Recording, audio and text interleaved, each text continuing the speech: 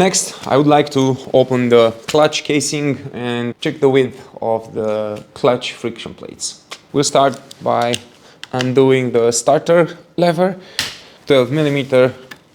Just take it out, and now we will start undoing these Phillips head screwdrivers using our impact driver. So a hammer and an impact driver will ease your job all the time. PH3 Phillips head should sit just fine in these screws. Let's hit them once or twice, and if it's not working, then I will bring the hit gun and hit this baby up. Okay, this one worked. I'm just taking off this cap to once inspect this O-ring, which is completely flat, so we need to change this one. And also, I may be able to pull this cover easily.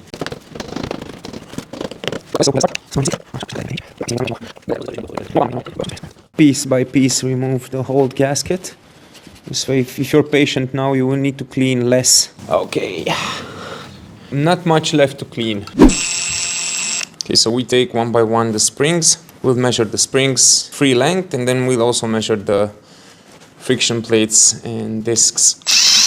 Take out the pressure plate.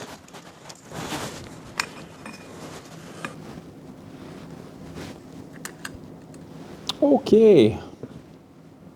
Now we can take the caliper and measure its width and check it against the manual values. Okay, so the manual says that the spring needs to be standard at 38.4. The service limit would be 35.9. And we are somewhere at 36.5, so we're good to go using the same springs. We just measured them all. But 36.5, it's perfectly in the service limit. The manual says that this drive plate needs to be between 2.9 and 3.1 millimeters when new, and the service limit would be 2.6, and we are at 3.0. It's quite impressive. So yeah, so far so good. I'd also like to take out a metal plate and measure its distortion.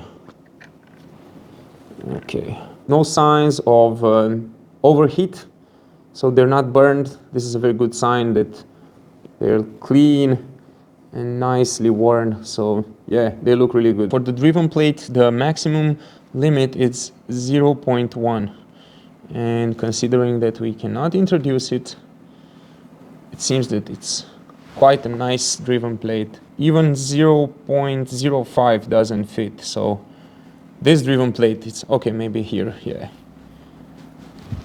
Just one spot. Yeah, but that's very good. Our clutch, it's in the service limits, so we're just gonna clean it really good, clean the gasket area, and put back together so we can go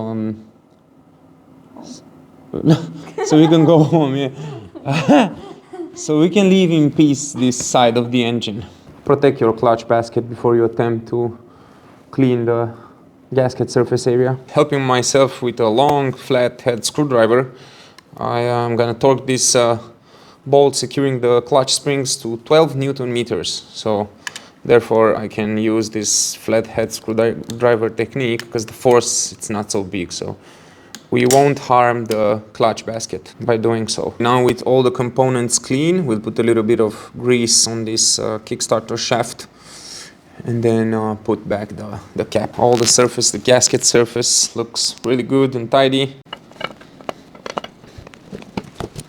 Excellent. Now we can put back the bolts. Okay, so we've got our clutch cover back, Kickstarter in position, so we can move on now and yeah, attempt to rebuild the carburetors and also to put back our clean pistons and start basically rebuilding this engine.